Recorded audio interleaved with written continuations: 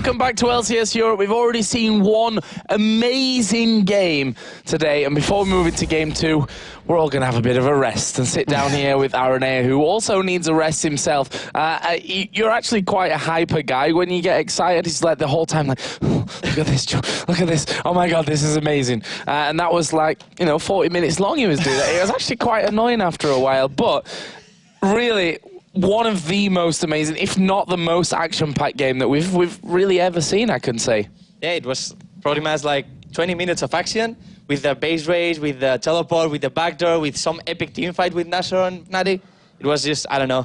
I wanted to like put the replay every time, like, put this, please. Show me again, show me again. It was, wow, so intense game. Yeah, it's a shame that we actually can't just show that entire game again straight away and, have Demon cast it all over again as well, because he doesn't need a break whatsoever.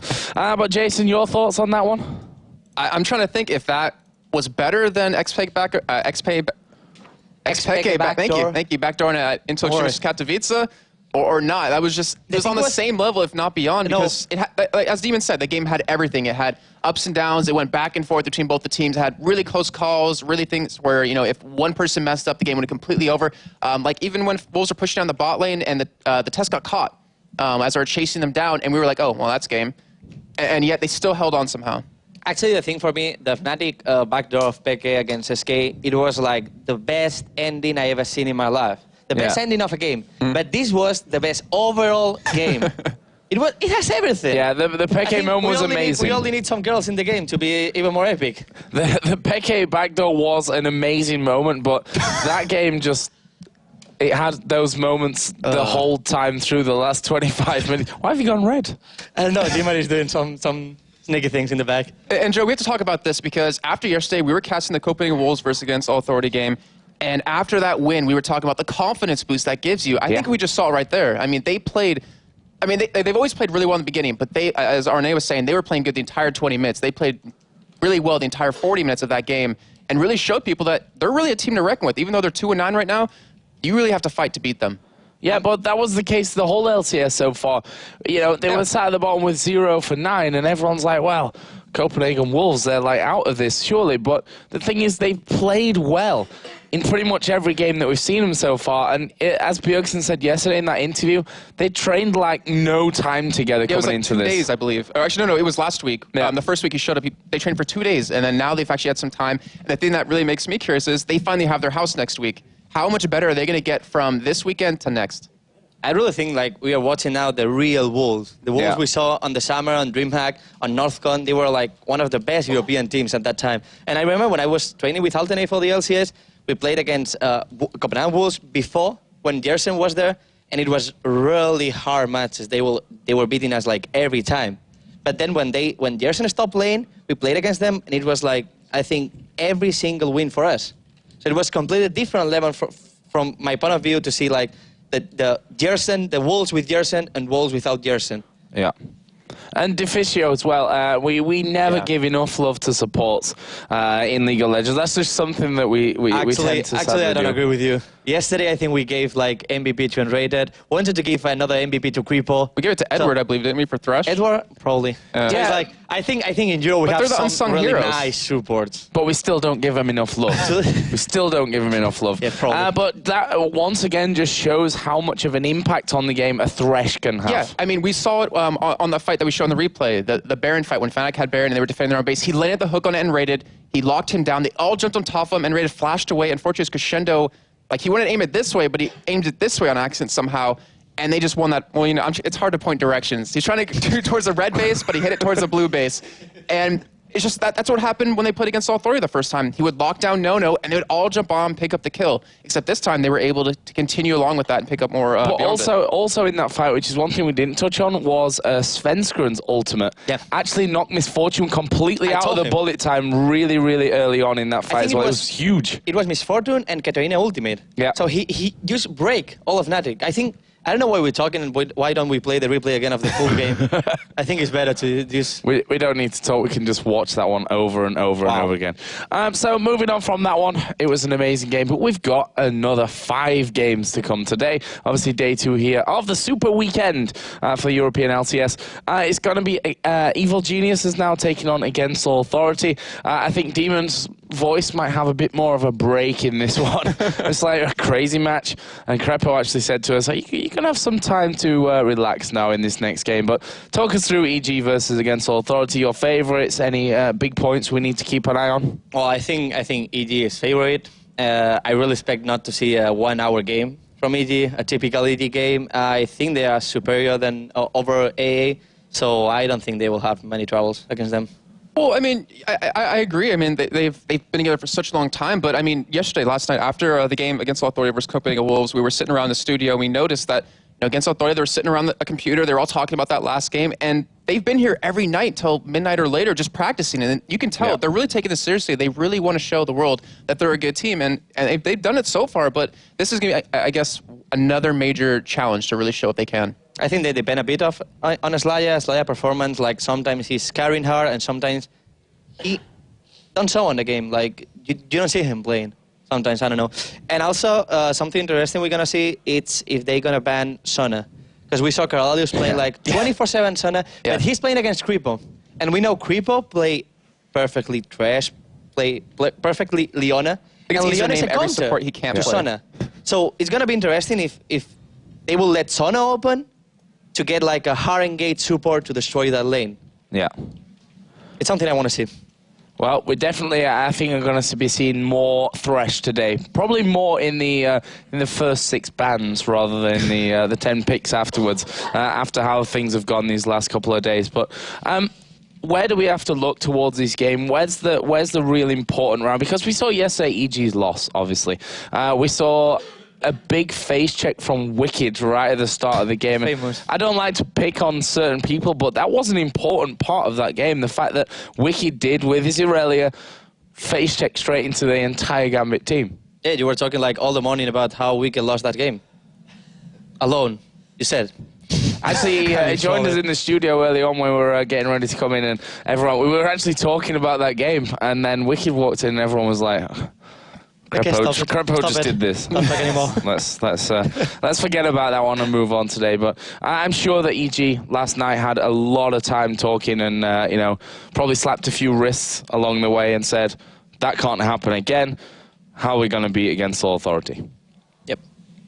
Yeah, I mean, and they're the team though. They're so experienced that after a loss like that, they'll forget about it that night. I mean, they'll talk about it, but then they'll wake up the next morning refreshed, looking at it as a new day, not remembering anything that happened the previous day before that, unless it's, obviously fixing things like not face-checking bushes. But, I think EG still have quite a bit of things to show us. And Snoopy in the jungle, we saw him on Vi yesterday, and it was interesting. I mean, we're starting to see him finally branch out into these new junglers, and I'm kind of curious to see if he's been working on anything else.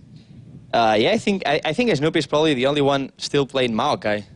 I've seen the only one playing Maokai on the LCS, so it's quite interesting. And also, I have to say that it was pretty funny, the real translation from Diamond Proc's interview. Well, I think we could skip over that, and people can find that on Reddit eventually. Well, I'm sure you've all seen that already on Reddit, which was, the fact that he can only play Kayle, which, in my opinion, is not true. Not true. It's Diamond. I mean, we know how Diamond doesn't talks. have to be true. He likes stretching after games as well. But Arne, I have a question for you, because we saw on Reddit not too long ago, people wondering what happened to Nautilus. And you as a jungler, can you explain to us why is he not seen so often anymore? Nautilus is pretty much like Alistar. You have a lot of CC, you have a lot of supporting and abilities to help your team, but after that you don't have damage. You can't kill anyone. And right now with the junglers we're seeing like Xin Zhao, like Bai, like this kind of junglers, you just destroy you 1v1. So they can just counter jungle you, go to your jungle, and you can do anything against them. Right now, it's pretty much like a lot of 1v1 junglers and a lot of diamond junglers. Yeah, and the fact that, most of those junglers themselves have CC to work with as well at the same time. I mean, Vi, Xin Zhao, we saw it in that last game, how if that CC that Xin Zhao has, that ultimate just completely turned around that fight against a Baroned up Fnatic team, and they were able to take them down. So a lot of things to be keeping in mind from that one. But You said that EG are going to be the big favourites here. Do you think that loss yesterday is going to impact on the way that they play here at all? I don't think so. I think EG is a really experienced team, and they lost so many times in the past, but they know how to come back, you know. When they have to lose, they have to think about that. They have to talk with the team. They have to realize why they lost, and you have to perform better the next game. So that's pretty much what I think EG is going to do next days. And, okay, so I kind of want to talk about Against All Authority a little bit because, I mean, they're obviously the underdogs of this game. And we always talk about how, you know, when Virtual came into the team as a new jungler for Linek, it was like 2 days before the qualifiers, they seemed to mesh better. Have you, scrimmed against them? Have you seen that? I mean, what's your kind of opinion on that? We didn't scrim against AAA right now with Virtual. We played against them with Linek, not against Virtual. So I can't say that much. I know Slaya is a great player and really good guy, and Nono carried so hard the LCS qualifier as 80. And Freddy, I think he was... I would like to talk about Freddy and Carlius because they are really famous on NA, on America. I mean, the old school players, the beta players from America knows Carlius and Freddy because they were playing on the beta and on the really old times in League of Legends from the... It was 2009 or 2010, the start of League of Legends. They were playing in America. And they were famous, Freddy, for playing Corki, only Corki, and Carlius was playing Cho'Gath, only Cho'Gath. And they were really good players there. They came here, and I think like they went to like the top of the solo queue ladder, top 25, with only 30 games. Yeah. When everyone had like 100 games, they were like 20 victories, 5 losses, and they were like top 5 to top 10. So they are really great players, and Freddy 122 is someone that never talked about him, but he's always doing a great job on top lane. Well, to continue talking about him, during the qualifiers, we saw him playing like Karthus 1v2 bot lane. He plays a lot of AP champions, also a lot of bruisers. Is that kind of because he's been playing since the beta? And is that really scary to go up against because you don't know what he could possibly pull out? Yeah, he can play pretty much everything. He plays like Kennen, he plays Karthus, he plays a lot of Wukong. He was probably the only player doing Wukong top lane. Back in the days when Wukong realized that no one were playing Wukong, he was the only one with always the same build with same items, and he was the only guy playing Wukong. So he's some kind of different top laner. He's not playing what everyone is playing. He's playing his own champions, and he's really good. I really like that. But to mention Corralius again, as you said, Sona has been basically his champion to have. We saw it actually banned out against him yesterday and what have you. Is that something that's weak in terms of the Against All Authority lineup? I mean, it's obviously a comfortable champion for him to be on, but as you said, we know that the likes of Crepo, when they play Leona, amazing Leona players, him and Enrated are the two that really solidly come to mind with Leona. Is that a weak point in the Against All Authority lineup overall? I don't know. We have to see, because yesterday we saw him with Lulu, and he didn't do that well. Still, it wasn't bad, but it wasn't like his Sona. His Sona is really good, but we have to see if they're going to ban Sona and if he can play another champion in the perfect level. We have to see that on this game. Well, thanks a lot, guys. We're going to be moving into our second game of the day, so let's get over to Demon and Quickshot for all the action. Thank you very much, Joe and Aaron and Jason, because they've given me time to actually calm down a little. Yeah. I've had to physically sit here and just breathe.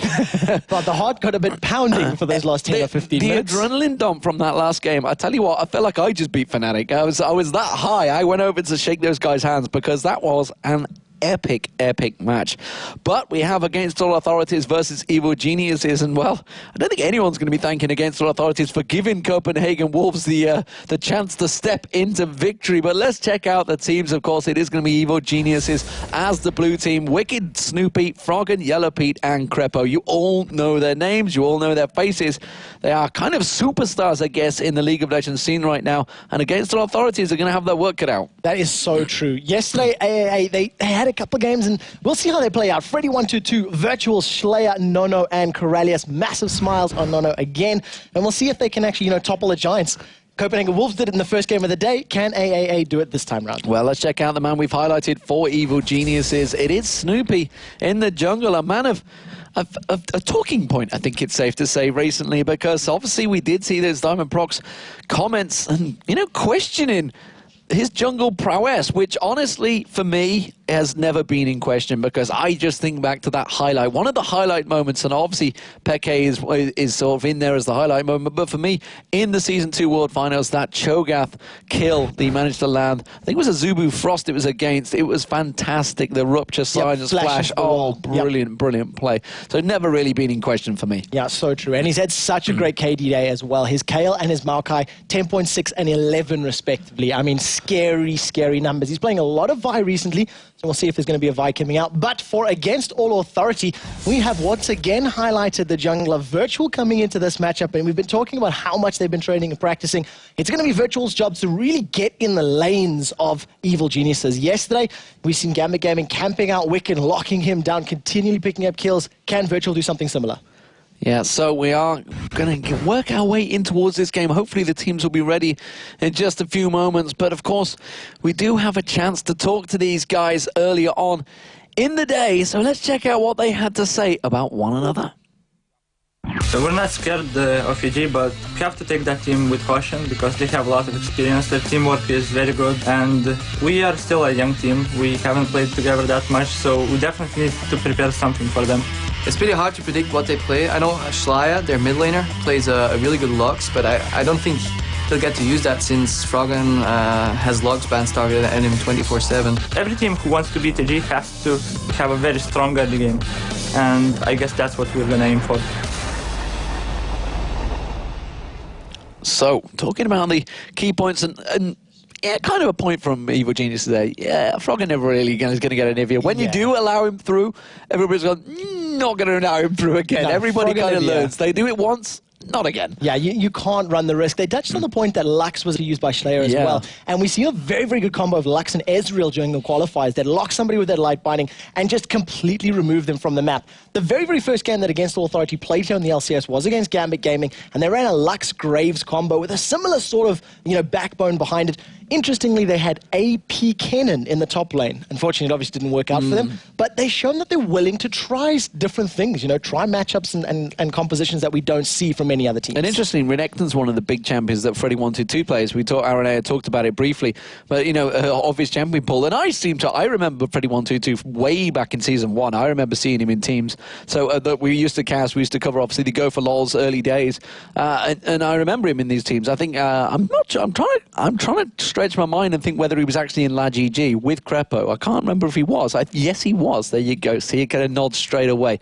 He was in La GG, so they actually used to be in the same team, as well as Snoopy, I think, in there as well. Many, many, many moons ago. But nevertheless, finally on the big stage right now.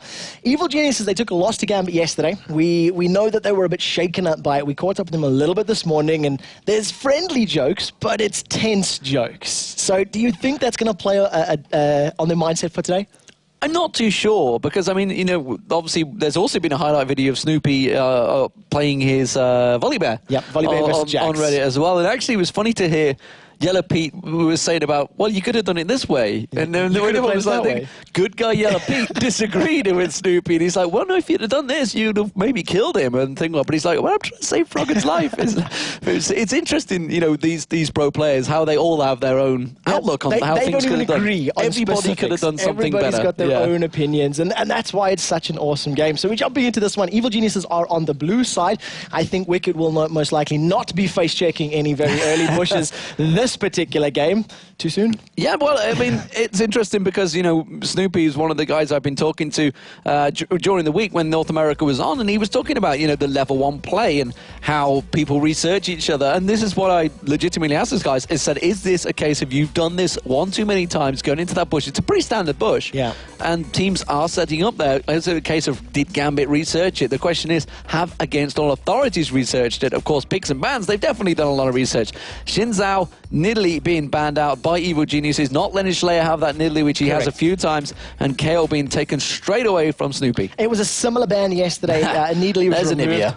nobody's surprised Shock. by that one. You know, Yeah. Renekton is still available for picking, though. We both know that Freddy and Wicked have played a lot of Renekton. It's one of their go-to champions. This is an important game for Against All Authority because they're currently sitting, I think it's 2-4 in the log. 6 games played. Many of the teams have a minimum of 8 games played, so they're catching up because they had that first week off. So we'll see now, you know, this is the crunch games that if they win this, they propel themselves, you know, so much higher up the ladder. Well, you know, just seeing Fnatic get beaten by the Wolves will surely motivate them. They're thinking, well, That is true. They can beat Fnatic. We can beat EG. That's the question. Renekton being banned out against Freddy 122 and Lux taken away from Froggen. Immediately So Vi. immediately leaves Vi available, and Snoopy will be picking that one up. It's the second time we're going to see him playing it. Yeah, it's so true. Yesterday, you know, and first pick again yesterday for Vi in the jungle. It's champion that Snoopy's been playing in the solo queues, been running around with. Has the ability to dive and lock down and carry. Even in the game against Gambit yesterday when they were so far behind, Snoopy still threw everything he had onto Genja. If Wicked was a little bit more powerful, they may have had that dive buddy combo to actually, you know, take him out and try change the tide of those team fights. But it wasn't the story of yesterday. Will it be the story of today? Well, we will see. Looks like Freddy 122 is going to be happy with the Shen. Could be in the jungle, of course, but expecting it maybe in that top lane. Brickett, of course, is going to be his lane opponent. Or will it be a 2v1? Let's see what support they're going to go with. Could it be Sona possibly for Corellius? Sona is available, so that would be the obvious choice, but I wonder if they're going to take, you know, if they're going to decide to pick something a little bit more important. Now, you can actually see the look, the focus from the players. It is going to be the Sona. That's an interesting pick as well because Crepo has been playing a lot of Sona. He's been running either Sona or Lulu in that bottom lane almost exclusively for the LCS. One time we played Taric, that was yesterday against GG, and it actually lost in the game. So let's see what they do go with. I'm expecting either a Lulu or a Taric. It could be a Leona as well. They're trying to bait me because obviously they've been having that brand Annie lane. What do we call them yesterday? Crepon? Crepon? We gave them a name for Froggen and Crepon. It was Crepon, I think. Crepon. Yeah, They were running the Annie brand. Which actually means something in Danish, if I'm maybe not we should be mistaken. more No, careful. it's not a bad phrase, thankfully. So we don't expect this Annie to be locked in. 25 seconds left. There's typing just at the moment. You can see Froggen. As long as he's clicking, this is the point that you pointed out a little while ago. While they're clicking, it's most likely trolls. It's when they type the name that it's going to be a realistic pick. Varus being locked in is another good pick from Yellow Pete. It's somebody who said, There is Thresh. Yes. We forgot about it. Crepo, the most vocal Thresh player coming into week 3.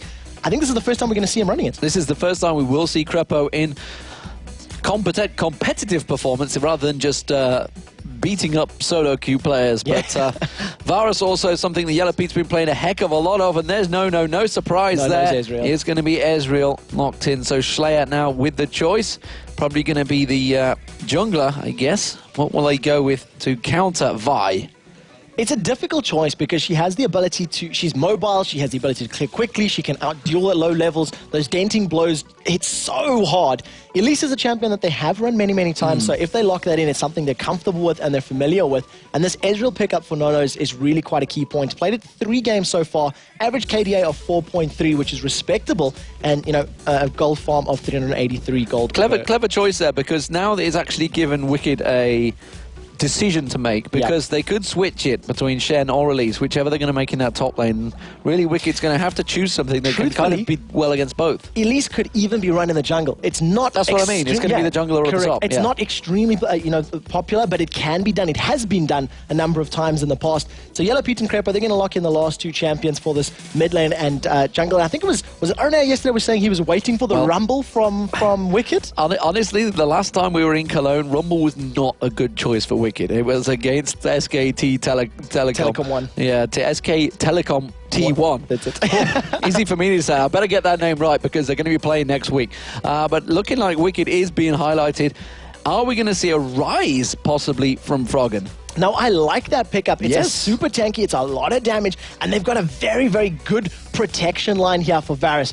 Vi's going to lock somebody up completely. The box is going to zone everybody out. You add the equalizer on top of that and just this meat shield of Rise. It's going to be extremely difficult to dive onto Varus. So it's a good composition. They have a good mixture of everything, and you can use those Thresh hooks, the Vi dive, and the Rumble ultimate for initiation, as well as for peel and counter initiation as well. So final pick here. What will Schleyer go with? Or will it be the Elise for Schleyer? That's the question. He's going to be against a Rise in the mid lane. Of course, we're saying in the mid lane, we have seen a number of teams starting to switch the mid lanes around. I'm thinking, obviously, Dragonborns yesterday. Skara, I'm thinking as well. Yeah. In the been going down the bottom lane. Dragonborns yesterday, yeah, they were all over the place. Yeah, they were everywhere. They actually put their support. It was a Lux Tarek top lane. They left Hosan to 1v1 as Draven against Expect as Needly. They threw everybody everywhere, and Kha'Zix being locked in. So I'm a bit unsure about this pick because there's so much defense from Evil Genius's Rise.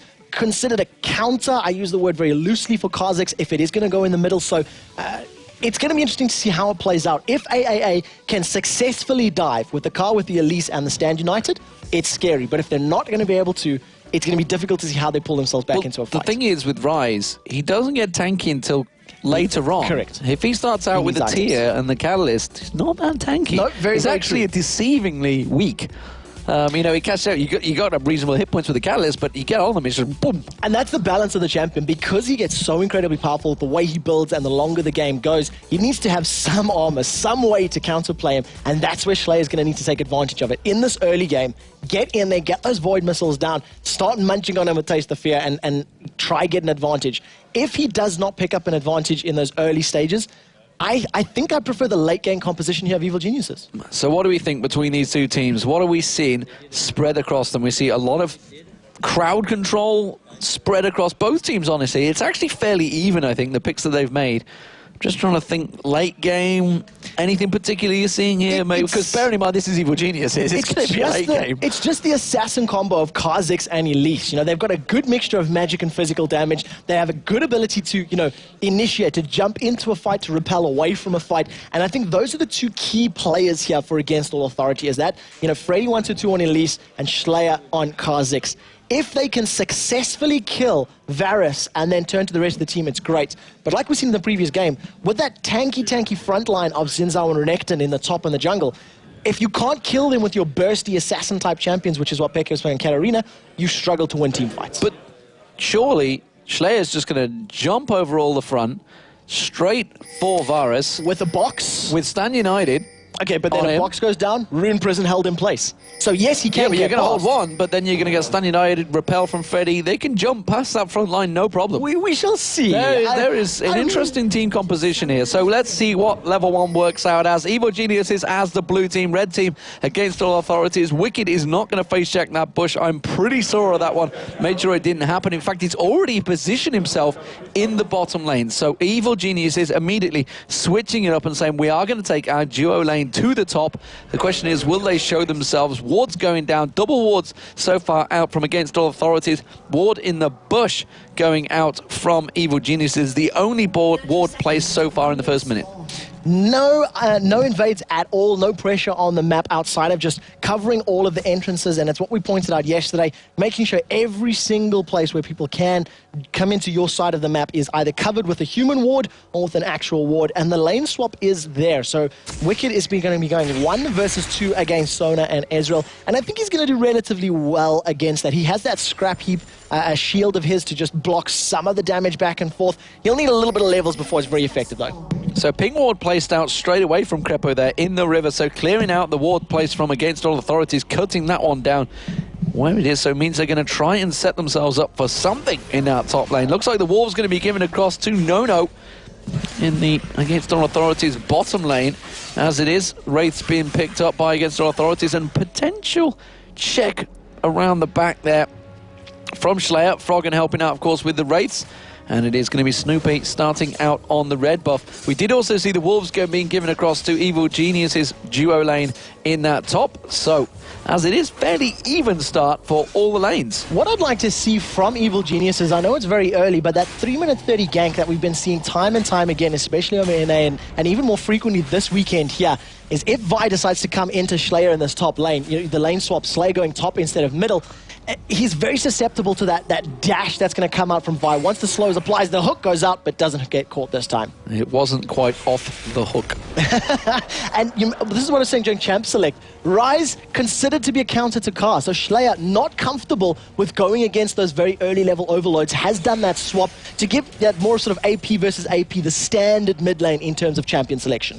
Good Crepo winding up in the bush, trying to catch onto Slayer. Of course, Slayer's going to have to stay very long range, just using those Void Spikes to try and catch something out. We do see Snoopy coming around, have a little poke towards the red. Whether he's going to catch on towards Virtual in that Wraith area at the moment. Crepo again, keeping him very much away from any CS possible where Virtual will clear it out. Snoopy was hoping that he maybe pass by.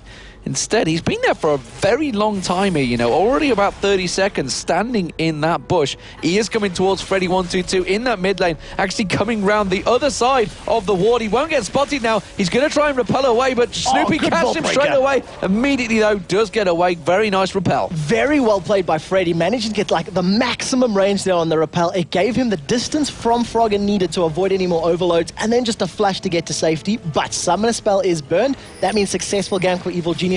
If they repeat that within the next 300 or so seconds, Freddy's going to be in trouble.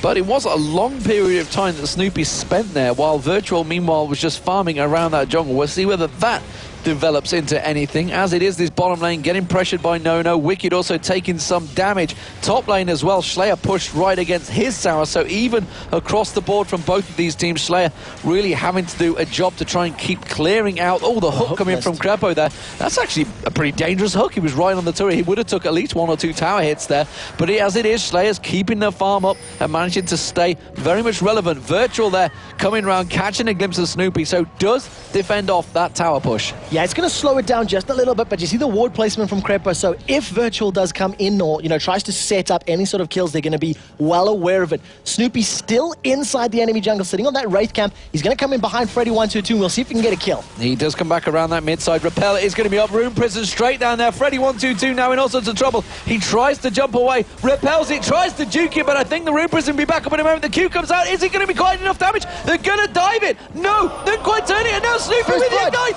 First blood from Freddy122, and now Virtual, he can catch on towards Froggen. No, backs him away. Absolutely brilliant stuff from Freddy122. Freddy using every single ability to his advantage, and one of the keys there, Snoopy could not land an auto attack. The repel came out from Freddy. He got distance between himself and Snoopy's Vi, and you've seen the big fist going forward, but it didn't connect because Freddy wasn't there to be punched in the head. He gets away to safety, chunking the potion, drinking the elixir, and he managed to keep himself alive. Swing and a miss there from Snoopy, but Wicked meanwhile defending off this bottom turret, and nobody going for those crazy early. No, but nevertheless, at this point in time, Freddy doing very, very well in that mid lane. It does appear as though the spec line has just woken up, so we'll make sure this is working before we pull it back in. Good defensive play out of Freddy, surviving, you know, both ganks and actually securing himself a kill. Well, as it stands, you do see that Evil Geniuses are pressuring in towards that top lane. You can see the top turret almost going to go down. You can't see it, but we can see it. It will be back on your screens any second now. We do see Evil Geniuses continuing to push through here against all authorities. Meanwhile, the mid lane, they're keeping the pressure down. There's Crepo. He has picked up the top turret, and Wicked still defending the bottom turret. So Evil Genius is gaining the advantage during that gap. And it is 7 minutes in, 1 turret down for Evil Geniuses, but 1 kill for Against All Authorities. Equalizer used to try and clear out the lane from Against All Authorities. In terms of the CS right now, Freddy is even with Wicked. They are tied 31 to 36. In terms of the mid lane, though, Slayer's Kha'Zix is falling very far behind. And we'll see if he can just, you know, if he's going to be able to pick this up. He does not have any kills or assists right now, but with Froggen starting to pull ahead in the CS, it's a scary position to be in. Gold is a couple 100 gold in favor of Evil Geniuses thanks to that tower going down, and it does look like everything has resolved itself as far as the spectator is concerned. Well, we can only hope so as Virtual clears out the red buff. Let's see whether he's going to come around. Stand United now available. He is level 6, so could well see him taking some opportunities. Meanwhile, the 2 top laners, not really being top laners, but it's the mid laners currently. Slayer and Froggen, despite the fact they're in very different lanes, you'd expect Slayer to be much lower in the CS. So we are kind of comparing him to Wicked because they've effectively been the top laners. And actually, they're fairly even. It balances itself out. The big difference still has been the jungler. So Virtual helping out and really getting himself in there at the moment with that extra CS. That's all about Snoopy trying to get those ganks early on. Not quite working. And to be fair, he had very good ganks. The first one burned the flash. The second time, it was just, you know, missed one or two small missteps or minion block that didn't allow that auto attack to land. And nevertheless, Freddy capitalized on the situation and managed to turn it into his favor. So Froggen is pretty much going to solo that blue buff and gets a little bit of help, pick that one up, and returns to lane. That tier is going to be stacking very, very quickly, as is Kha'Zix's tier, and he's pushed on the back line. And we see they're warming up for Dragon Evil here. Geniuses for a fairly early Dragon. There is a very early Dragon, and they're actually stood on top of a pink ward, which Slayer hasn't got teleport, so he's not going to be able to join the fight. He's going to stay up on that top lane. I don't think Against All Authorities are going to remotely get close to fighting this one. No, they're probably just going to give this one away. True Shot Barrage was available for Nono's Israel, but he decides not to use it. They've got to be very careful because they're fairly extended in that they're lane. going for the blue. The rest of Evil Geniuses are going to steal this blue buff away. They're going to get in there. They put the ward down, and immediately they have forced him away. So they're taking the blue buff away from Freddy122. I don't think it's that big of a deal, but it's going to help. It's going to help regardless. Yeah, it's one of those situations where you look at the player, if you're denying it from a Lux, a Needly, even a Rise at these early stages, it's very, very important. But in Elise, when she turns into that spider form, none of her abilities cost mana to begin with, so it's not the end of the world for an Elise. So she's doing relatively well at this moment in time. CS is fairly close across the board, and no more ganks from either Snoopy or Virtual after that first blood has gone down. I think Snoopy just really wants to regain some composure before he pushes We have a dive going on. Looks like the top lane, actually. You can see Freddy now coming around towards Froggen. Leap across from Slayer. Slayer's going to tank out the damage. And then you can see Froggen trying to pursue it, but it's not going to be enough. They counter the turret damage very nicely there. And it's Freddy122 that picks up the kill. And the True Shot Barrage flies across the screen. Trying to secure it in case he tries to run away. Just in case it was needed, Virtual taunts up Yellow Pete and Crepo to delay the amount of damage that's going onto that middle turret. And Freddy with his Elise 2-0, managing to use that repel to come in from the tri-push and in trouble. They're going down the bottom turret. It's actually Wicked's going to go down, and now Snoopy finds himself in trouble. Shadow Dash is back up, and Snoopy gets caught out here. It could be another kill for Against All Authorities, and Nono gets himself another kill. It's 4-0. Could we see a repeat performance to Copenhagen Wolves just against Fnatic Against All Authorities, putting the pressure on Evil Geniuses? Not only did they get 2 kills in the bottom lane, they picked up the turret as well. That is what led them to picking up that kill. Use the crescendo to lock Wicked up under the tower, take him out, and then once the Stand United came in, Snoopy sort of went, "Oop, I really don't want to be here," and got caught out. So very, very good play from Against All Authority, but they're going to need to hold on to this lead and extend it further. Everybody knows how well Evil Geniuses fight when it gets to the mid-game. Their team fight presence and their composure is great. So AAA need to make sure they don't let EG get to that position. Well, we see 2 BF swords already from Against All Authorities getting the damage early. In fact, Bloodthirster completed 11 minutes into the game. And no boots. Take a look, mid, bottom, and support. There is no boots on Kha'Zix, Ezreal, or Sona right now. Now, if Kha'Zix is going to get some, resets on his leap, I can understand that. Makes perfect sense. But I think as that melee champion, he's going to need to pick that up relatively soon at some point. I think AAA went to about 22 or 27 minutes yesterday before they actually started picking them up. Yeah, they have been starting to do this quite often, and actually we've seen it a fair bit in North America as well. So it's something that they've picked up, obviously, from watching the games. Of course, they have been staying in the hotel, actually, this very same hotel we are in, and they have been obviously having the opportunity to watch the North American LCS. It's kind of a bonus we have here in Europe. We can watch them, but if they want to watch us, they got to stay up pretty late. So as it is, we do see Against All Authorities keeping the pressure down. Freddy122 back in this bottom lane. We did see Wicked and Snoopy there, but honestly, I don't think they want to mess with him right now because Elise is so strong. And 3-man Against All Authority, putting a little bit of pressure into this middle lane. They were grouping up to try to push it, and unfortunately it didn't work out. Snoopy charges up that Vault Breaker, was thinking about diving forward and locking him down, but the top tower is secured, so Slayer going almost toe-to-toe with Yellow Pete there, and he secures the second tower of the game. It's going to be a 5-man push in the middle lane here. You can see Against All Authorities, Slayer was making his way down. They're going to keep the pressure on towards that turret. Crepo caught out there. He gets taken low, and that means Against All Authorities will pick up the middle inner turret, outer turret, sorry, and the pressure continues here. Again, Evil Genius is up against it. They put the ping wall down to try and clear it out. Slayer just actually farming out towards the blue there. Didn't see whether he picked it up. I think he was hoping to maybe see someone come across. He's still lingering there. He's actually stood on a ward, though. A lot of wards actually in and around the map. You can see some defensive placements coming out of the Evil Geniuses. Freddy's trying to set up a cocoon shot, but Yellow Pete is able to secure that red buff. And just take a look at the vision there. So if AAA are moving around the EG jungle, they're going to be aware of it, and that's going to be what turns the tide for Evil Geniuses if they can collapse on somebody who's a little bit out of position. They have the 5-man push in this mid lane, and they may continue it.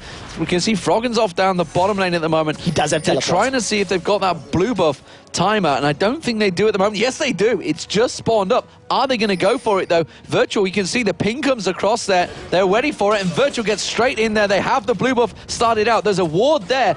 Are Evil Geniuses going to fight for this one? I don't think they can come in and counter it. No, they can't. It gets picked up by Slayer. And really, really well played from Against All Authority. They had the timing on it. They were there a couple of seconds before it spawned. They're able to secure that very, very safely and securely. And it was just, it's very good and it's calculated play coming out of Against All Authority right now. They have a 4-kill advantage, they have a 2-tower advantage, they've got a gold advantage, they have map control right now. The question is, what do they do next? It's 14 minutes in the game, it's still very, very early to start grouping up as a 5-man team and just forcing objectives because they're not able to dive towers yet. They're not beefy enough or tanky enough to get away with it. Well, we do see Evil Geniuses. Now they have an open mid lane. They're going to try and push in towards here as quick as possible before Against All Authorities can react. They have a 5-man push of their own. They should take this turret down, which would even things up. Taking actually tell a lie. It's going to be 3-2 and so it is going to be the True Shot Barrage. That goes across. Evil Geniuses should pick this one up, though. They can't counter it right now because everyone back there. Good play. Again, tactical play from Evil Geniuses. Yeah, Against All Authority were just not in a position to defend that one. You know, they're a little bit spread thin. Nono was down that bottom lane, farming away, trying to max out those stacks on the Bloodthirster, which he has done so already. And, you know, it just wasn't the tower for them to defend. The Dragon has just respawned, though, and that's going to be the next objective. AAA have got wards in place to see Evil Geniuses coming, and you can see Crepo is busy recalling. So if AA go for it, there should be a free Dragon. They can't even get close to it. Meanwhile, you see No actually keeping busy, wicked busy there in that bottom lane. He's been just pushing it back and forth there as the Dragon gets picked up. So 4-man Dragon, and No has to be careful he doesn't get locked up here because that equalizer could land down on No, lock him down. Snoopy's going to try and sneak around, but you can see Against All Authorities, they are coming around to defend it as well and try and put the pressure on towards this turret. Wicked taking damage there. No coming in. They think they're going to get the gank, but they could well backfire on them. We do have Slayer also making his way down. Shadow Dash misses there on Crepo.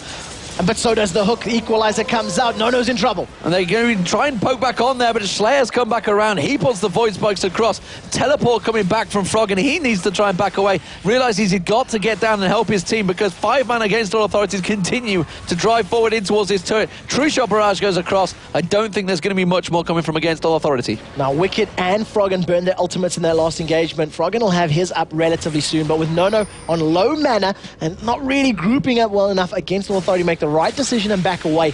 With very few creeps in the lane, it's difficult to stay there in siege because a single death sentence from Crepo is going to sign your death sentence in this matchup because the damage that can follow up after that is terrifying. And it's great to see the fact, you know, we're into week 4, a month into the League of Legends Championship Series. We talked about how the lower teams are going to make up the ground. How are they going to catch up? And the work rate that Against All Authorities has put in, the work rate that the Copenhagen Wolves has put in, seems to start paying off now. And, you know, these so-called top teams, Evil Geniuses, Fnatic, Gambit, really all need to be watching their back because these lower teams, or so-called lower teams, are catching them up. So the wins are starting to exchange. Let's not jinx them too early, though, because it's only a 3,000 gold gap. Evil Geniuses come back from a 27,000 gold gap before. There's a long way to go in this game. Yeah, very, very true. I do want to touch on one thing that Nono is doing, which is quite interesting to me. He is sitting on level 11 right now. He has put 5 points into his Mystic Shot, 4 points into his Arcane Shift, and 2 in his Ultimate. Not a single ability point has been spent on his Essence Flux thus far, so he's really making sure he's got that long-range poke, that he's got the lowest cooldown available, and with the fact he's only just picked up boots very, very recently, it makes perfect sense. And he's got full damage as well. He's got that Bloodthirster. He's going for another BF Sword. Let's see what he's going to go with that one. Infinity Edge, I'm expecting to come out. We do see Virtual in this top lane. Has Snoopy just below to try and see if he can sneak across. He failed the Vault Breaker through the wall. He was unable to get off through. the camera. So tried to get in there, but just It's off okay, camera. guys. Nobody saw it. But take a look at Against All Authority. 3-man middle push. If they can get onto this tower, they might be able to get some good damage down. The thing is, Snoopy is coming around from the side if he wants to. Well, Slayer is sneaking back in there. He's going to go in towards them walls. He's going to find Snoopy in a moment, as is he's going to see Wicked as well. Wicked forces there, yeah, and immediately they spot him off, but there's going to be the inner turret going down. There's nothing they can do about it because they're simply out of position. The split push, Froggen keeps trying. It's kind of backfiring on them. Well, Froggen has that teleport, and I don't think he's used it at all. True Shot Barrage is thrown to clear out the minions on that bottom lane. They're stealing the red away, and they're going to get it. I think one more hit. Slayer takes it away. The ward comes out. Immediately, Cocoon came out from Freddy there. But meanwhile, Snoopy's up the side there. Varus ultimate, Stun United. Snoopy's going to get closed in. He dives towards Slayer, manages to get the assault battery, does get the kill down, but the Tessers pick one up on Crepo. Against all authorities, all very low, evacuating here. Freddy 1-2-2 taken down. Yellow Pete's going to land on towards Corellians. It's a double kill for Yellow Pete there, and it's a 3-1 engagement. Evil Genius is picking up the kills. Against all authority, we're completely split up there. They were on different sides of that red buff. They had, they just got jumped on by everybody from Evil Geniuses, and they had no response. There was no answer. Even with Varus ultimate whiffing, I believe it flew into open air, didn't catch anybody. It didn't make a difference because, simply put, picking off a single target and blowing them up, Evil Geniuses does it superior to AAA in that engagement. So Snoopy picking up some farm and a much needed kill as well during that exchange. Evil Geniuses, though, are down 4-2 in turrets. They're 5-3 down in kills. They're 3,000 gold down in gold. That was a wake-up call, I feel, for Against All Authorities, though. It's like, well, you may have taken this slight advantage over us, but we can still catch you out. And part of the reason that Evil Geniuses was able to do that, look at the vision on your minimap in the bottom of the corner. You can see all of those wards around the buff. They knew where the members of Against All Authority were. You've seen that Wicked and Snoopy were near the top half, picking a fight against 2 members. The rest of EG was fighting the bottom 3 members, by the red buff. All of Against All Authority's wards is in the blue buff area of the Evil Geniuses jungle. They didn't have the information really that they needed to make an informed decision about directions and locations, and it ended up costing them. We do see boots have been picked up and completed for Slayer. It's very weird saying that at 20 minutes in, but it took him a long time to do it, yes. And picking up the Oracle to clear out that ward advantage, you say, that Evil Geniuses had in their own jungle. So we'll see whether he does manage to go in and sweep it out. He's going to realize, surely, the reason we lost that fight is because they can see us. Yeah, and at 20 minutes, there is no Oracle's Elixir for Crepo. This is something that he spoke to us about, and we've noticed that every 20 minutes in and around that point, that's the time when Crepo picks that up. He's only sitting on 300 gold at the moment, so can't really afford to invest in it. And when your team's a little bit behind, it can turn the tide, but it's a risky investment. If you die with it on, you're in trouble. Dragon respawns, and AAA want it. They're within the second, ready and waiting to pick it up. So, Evil Geniuses are going to realize this is happening. The question is, can they try and maneuver? You can see they're all heading north. They want to get towards that top turret. Against all authorities, they could just run down the mid lane here. They realize that they're there. They're backing off. The Tess, and sorry, Nunu is going back there. I'm still in Copenhagen Wolves territory. They're going to go for it, actually. They're going to say, screw you guys. You can go for that top lane. We're going to go for your inhibitor.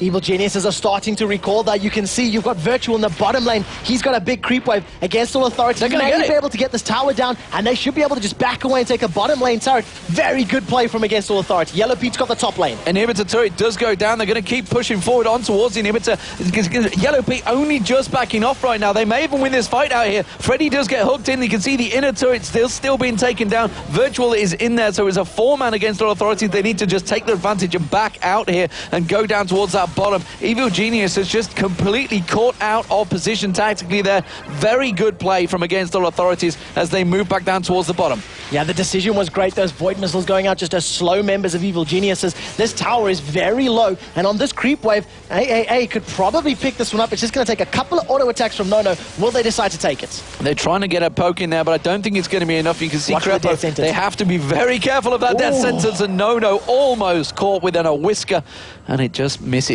They're just gently touching the backside of Nono as he walks away. Caressing. If that had caught, that would have been a very difficult position.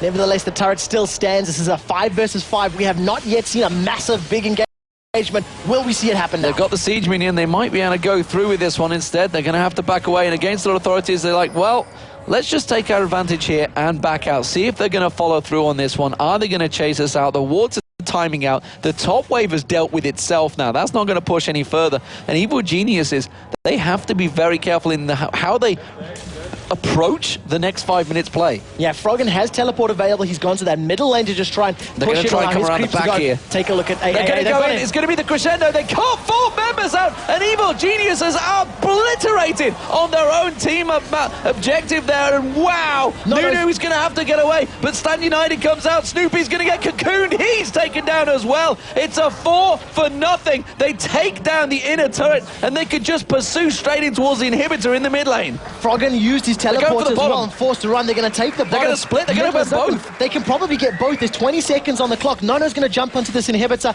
They've decided to back away the bottom lane as there's no minions there. But as soon as these minions are there, maybe they're just going to take the middle and back away. 2 seconds on the clock. I think that's the right choice. It's a very, very good choice there. And against all authorities, take the first inhibitor of the down. They're 6-3 up in turrets against the Evil Geniuses. They have a 7,000 gold advantage as Evil Geniuses all respawn. And, well, against our authorities, saying thank you very much. We're going to go spend a lot of our gold. Take a look at the amount of money Nono has to spend. 3,200 gold in his back pocket. That is a massive amount. 403. Crepo only has 4,400 gold this entire game. And, you know, there's just a huge amount. Infinity Edge has just been picked up right now. Azeel has just been picked up. Against all authority in a massive power position with the inhibitor down, super minions in the middle lane, and this massive item advantage, they need to press home the advantage.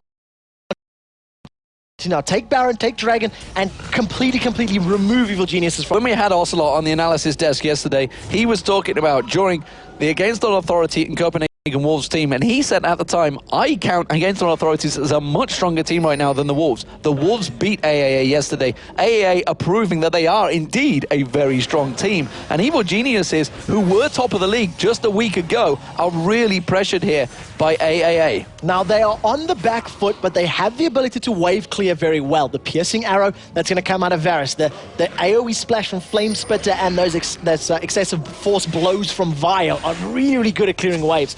So if they can turtle up, and we know Evil Geniuses can turtle, we'll see whether or not they can defend themselves long enough to stay in this matchup. But that Oracle's Elixir continually being worn by Corellius. I want to look at the time on that one. It's just about to time out, so he'll most likely pick up another one and just keep the vision in favor of AAA. Yeah, they're getting a quick sweep around the Baron pit. They have managed to ward it out. Are they going to go for it, though? Will they try to force the fight? As they've just proven, they caught a brilliant fight on the turret of Evil Geniuses. That crescendo from Corellius was absolutely perfectly placed. They're catching those 3 members.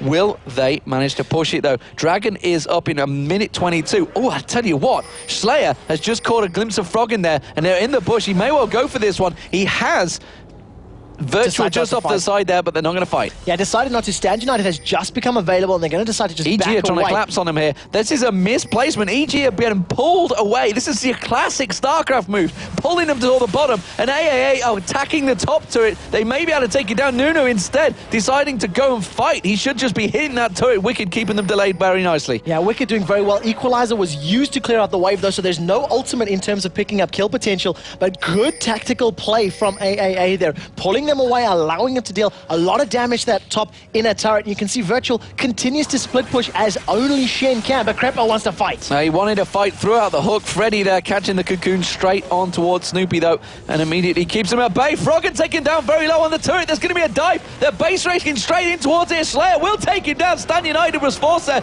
and they are going to just be in their base. Evil Geniuses have to react to this one. Home guard boost comes out. Wicked going to try and turn it on towards the Virtual. Has to shadow dash away. Equalizer is available if he needs it. He doesn't know. He should be able to take down Virtual. Takes him off. There now Slayer's in all sorts of trouble. Snoopy gets the kill there. It's a 2-for-1 exchange in the base, but still, against all authorities, they're going to get an advantage. They're going to take an inner turret. It's difficult to see, you know, how they're going to decide to go aggressive. What are you doing, Nono? What on earth? He went too aggressive. Freddy 122 now goes aggressive. He flashes in. They are just throwing it away. What are you doing? You're playing into Evil Genius's hands, and they pick up another kill. It's a 4-for-2 exchange this time, and some crazy play from AAA there. The red mist takes over the Against All Authority players. They may have been banking on the fact that if we can interrupt Evil Geniuses a decent amount of time, the super minions could deal some damage, but simply put, they weren't grouped up. They got focused down one by one. They threw themselves into the hands of Evil Geniuses, and it cost them a number of deaths.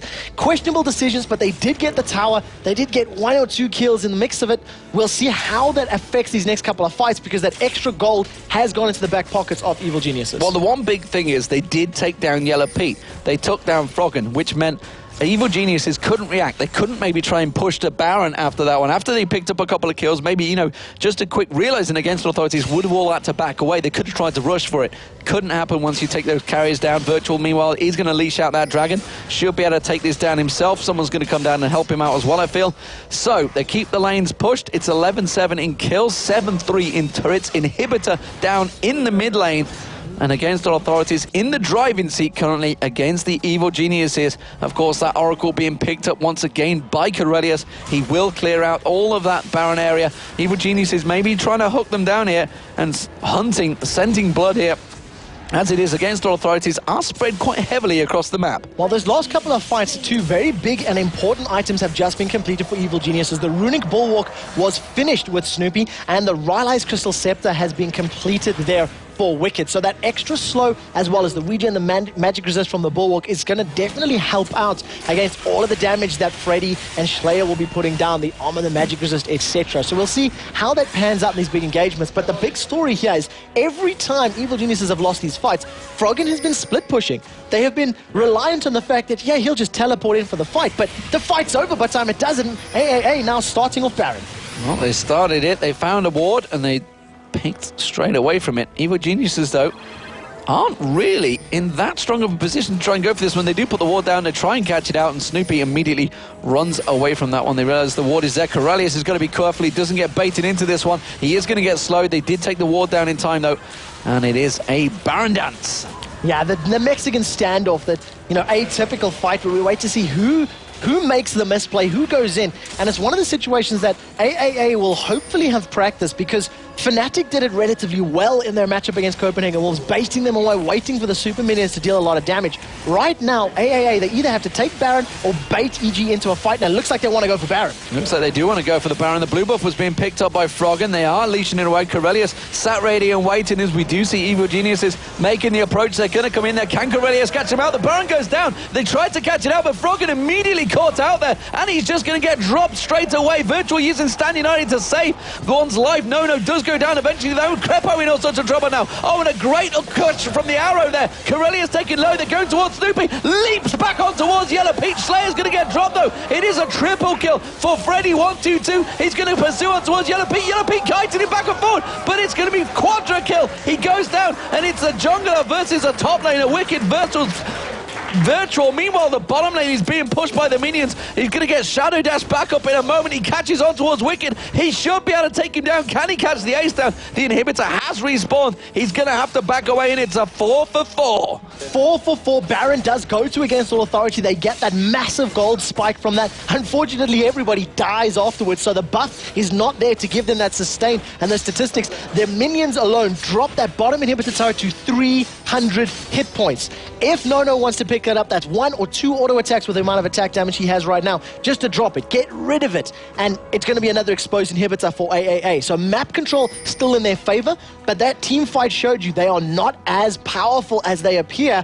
If they catch Evil Geniuses out, Evil Geniuses go down. If they don't catch them out, it's difficult to close out in a convincing manner. Well, the issue there was Nono was just completely pinned straight down. The assault and battery from Snoopy just dived straight into him. They did get Froggen down early on, but because he's so tanky, he took so much damage early on, it took them a lot to kill him. Yeah, and Yellow Pete joined the fight very, very late. He was not there from the very beginning. Once he did join the fight, he pretty much played cleanup crew. I think he got 2 or 3 of those kills, and actually a quadra kill, now that I look at it, in that entire fight. So, you know, if they don't jump onto Yellow Pete and shut him down quickly, that is the danger man with that Bloodthirster, Static Shiv, and Last Whisper completed. Well, we see Evil Geniuses coming down around this bottom. They're going to try and pressure on towards the turret. They've got to be careful, because immediately against our authorities are saying these guys are all down there, and immediately they realize they're backing away quickly because the inhibitor was exposed. True Shot Barrage fired down the bottom. They're not going to be able to get the turret. They are going to be able to interrupt Yellow Pete's back off there, and that could be a key part of this. So against our authorities on towards the turret, Agagi are going to try and catch them out here. There is only 3-on-3 at the moment. Yellow Pete has finally got himself back. They can't get the poke down. Corellius, You got to be confident. He's nearly got caught out there. They tried to catch on, and everybody steps away. So tight right now between these two teams. Nono was not on that inhibitor. If he had been, it may have actually gone down. They chunked about 20% of its HP off without his damage, and he's got a huge amount of that Infinity Edge Phantom Dancer Bloodthirster. So a little bit of misplay in terms of not having up there and hitting it, but nevertheless, they just decide to back away. Look at the amount of wards that is down for Evil Geniuses in the top half of that river around the Baron. They really wanted to make sure they knew what was going on leading up to that previous fight. They are starting to dissipate and to disappear. And after 33 minutes, we still have not seen an Oracle's Elixir on Crepo. He's hit 99 souls though, plus 74 armor is how much that buff is giving him. It's a huge amount right now. 146 armor on him currently. As you mentioned, it does give him that huge bonus. As it is though, 9-3-3, Freddy122. We talked about him before the game, how instrumental he's been in that top lane. Formerly, obviously, on Renekton. Currently, he pretty much played the mid laner of Elise. Elise, a strong champion currently in 3.02 that many of the American teams actually banning out fairly regularly, as are the European teams. And to be fair, I mean, let's talk about Freddy for a second, because he was playing the mid lane, you know, against Froggen, who was playing Ryze. He was ganked twice early on, not only survived the first gank, but got first blood. And continued from there to go 9-3-3 with this Elise.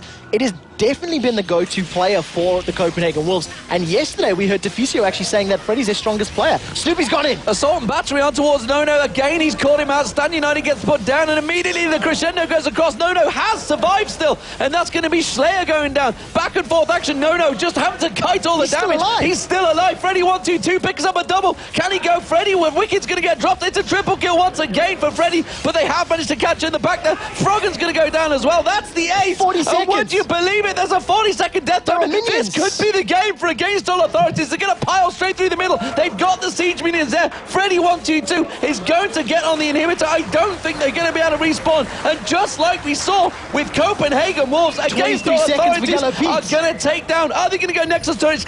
You sure as hell, damn it, they will do. They're going to take the Nexus down, and it is going to be the game for Against All Authorities for the second upset of the day. Evil Geniuses are down and out 20-12 in kills.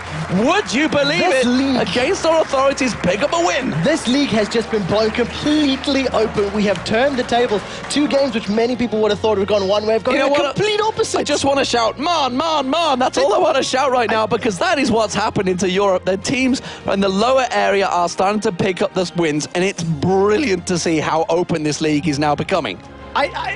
Yeah, but, wow. I mean, I'm completely at a loss for words. I cannot believe what has just happened. Good guy, Yellow Pete, still got a smile on his face after that. Well played to Against All Authority, a deserved win, and you just can't say more about it. You can't say more about it, but hopefully we will have more to say about it. We're going to go across the analysis desk to take us through the second upset of the day. Let's see what they have to say about that epic. I've got a little bit to say about that one. Aranea, that was, again, a great game. I mean, we saw Against All Authority yesterday. They were the first team to lose to Copenhagen Wolves, which, shook them up a little bit. We saw that straight afterwards, after the show was finished, they were back here and they were looking at VOD straight after it. They were straight into the preparation for today, and they've just pulled off a massive upset there, taking down EG. Yeah, it's something we didn't expect. I was the first one saying EG is going to win this easy, and now I have to eat my words, because it was an amazing game by AA. Those delicious words. Yeah, it was really well played. We have to, I mean, there's a couple of things that we can talk about that were kind of, like, it almost made so Against Authority would lose the game. Is same for EG. And one thing that really comes to mind, I want to point out right now before we go to the replay, is the crescendos out of Corrales, because there was about 3 really crucial ones we looked at, or well, there's actually technically 4 we looked at, and it was whether between, Against Authority would win the fight depending if he can land the crescendo or not. Yeah, it was at some point that Ezreal was getting focused by everyone, and Sana was trying to ultimate, and he missed 2 ultimates, really, really important ones. Yeah. So if he could land at least in one guy, Nono, or for Dima, Nunu. You can call him both sides. Dima will always say Nunu. Nunu was running away, and Sana failed the ultimate, and he get caught by that. Nunu dies from that. So I have to say as well, though, one of them that he did miss in the jungle, we went back and watched it a couple of times. He actually flashed in to get the crescendo, which in itself was brilliant. The only thing is that Snoopy had already charged the Vault Breaker, and the moment that he landed from the flash, the Vault Breaker came through and knocked him back, and then he just... crescendo, and he just went straight in the middle of them. But the one up at Baron actually was pretty expertly placed between two EG players. They were right on the edge. He was trying to get Froggen, he was trying to get Snoopy, and he get none of them. Yeah, and because of that, we had Nono go down very quickly because. Oh, Nunu go down very quickly because Snoopy landed that ultimate onto him. It locked him down. They blew him up. And that is actually why they pretty much lost 4 for 4 in that Baron fight. I think if he landed the crescendo, well, I'm going to do my hands again. Instead of, going this way on the map, going down. Do it again. No, not doing it. Instead of going towards the blue with this crescendo, if you went down towards mid lane through the river, it would have been a completely different game because it's really hard to miss that. But the one crescendo that we were going to actually show you is the playmaker. I mean, that's it right there. If you can land a crescendo like that, if you can do it multiple times in a game, you're going to win. Yeah, the point about us, nitpicking with those crescendos leads into this moment perfectly because this time around, he hit the nail on the head first time. It was a full combo that the crescendo, the ultimate by Ethereal, and then the double do by Slaya, Kha'Zix. They get destroyed. 3 guys from EG get destroyed in 1 second. We're going to put the replay now. Yeah, let's give you some context, though, real quick. It's 3-5. EG's only down about 4,000 gold at this point, and it's 5-3 in turrets in favor of Against All Authority. And we're going to get you on the screen. And Arne, walk us through this, because I'm sure you've had this happen in your own team, and TeamSpeak or whatever voice over internet protocol you're using must go insane when the support yells out, like I'm flashing or something like that. We have a problem when we play Sona that if Jerry plays Sona, he will flash and fail the ultimate always. So we never land a single Sona ultimate. That sounds like Jerry. Never happened to us. So it's something we stopped playing. Sona is not our super anymore. Okay, well, let's get this replay going for you and walk us through this, Arne. Okay, so they are pushing the bottom tower. They are 5 guys surrounding all the EG, and now we see the epic ultimate by Sona, 3 guys, and now all the combo that 3 guys just instantly died. Yeah, 3 guys instantly died, double kill for Freddy 1-2, and they get an ace? Or no, they get 4 guys because Froggen flash away and survive. If I'm not wrong, right? Okay. Yeah, he does.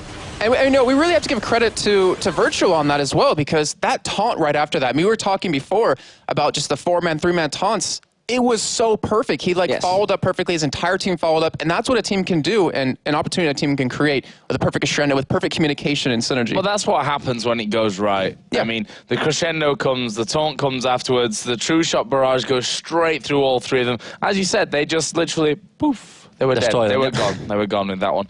So yeah, good win here for Against All Authority. EG obviously gonna have their heads down after that one. I mean, that is a tough loss to swallow for them, I think. They won't expect that. And I have to point, in this game, we saw an amazing Elise played by Freddy, 1-2. He's actually going to be the MVP of this match, right? Yeah, I mean, he earned it. I mean, he was 12-2 and something at the end of the game.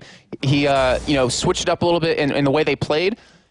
Just overall, I mean, just hands down, he definitely did extremely well for his team. And even, Arne, you were mentioning the Spirit Visage on his part. We were talking about, the cooldown reduction versus an Abyssal Scepter.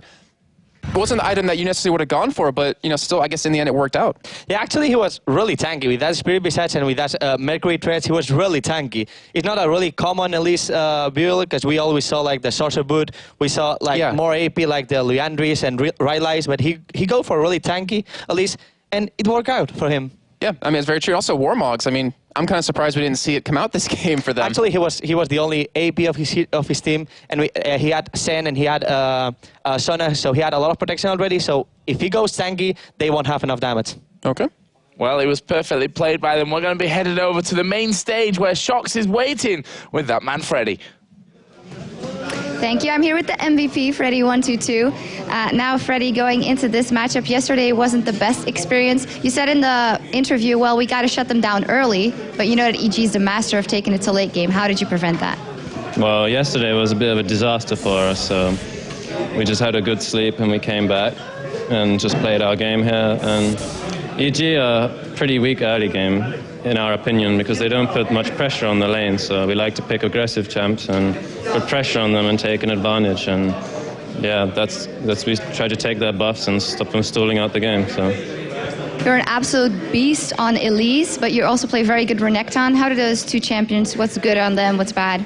They're two different champions, and with Elise I like to build cooldown reduction to use a lot of spells and spam the spells because they're very high base damages, but Renekton's more of a bruiser. So. But with Elise you like to sit back and try and do damage, and when it's the right moment to go in, you go in and you do tons of damage. Do you think those two champions for you are the strongest in the Season 3 patch? They're definitely two of the strongest for sure. They're really great in lane and they do tons of damage. So the game went well in the beginning, but then you almost threw it a couple of times by getting caught. What happened there? I think our confidence took a bit of a hit yesterday after we lost those 2 games, which we were expecting to win. And yeah, we kind of delayed. We didn't really know how to end it properly. We didn't want to mess up, and that ended up us stalling out the game and actually messing up in anyway. So. One final question. Who is it in the team that after a loss like yesterday says, guys, we got to pull it together, we got to come up with something new? Who's a shot caller? I don't think it's really one person. We just kind of got together and said, well, that was crap yesterday. Let's do better. Let's play something a bit different. Let's mix it up. And yeah, just went from there. Thank you very much, Freddie. Before we go into a short break, I'd like to remind you of our Twitter question. If you could select an all-star North American lineup to compete in European LCS, who would it be? You can tweet that at LOL Esports, #LCS, the same for any questions you may have for the caster or the people at the analysis desk. It's time for a breather as we prepare ourselves for probably one of the most anticipated matches of the day, as Russian powerhouse Gambit crosses swords with our Season 1 champions, Fnatic. Up next, Gambit versus Fnatic.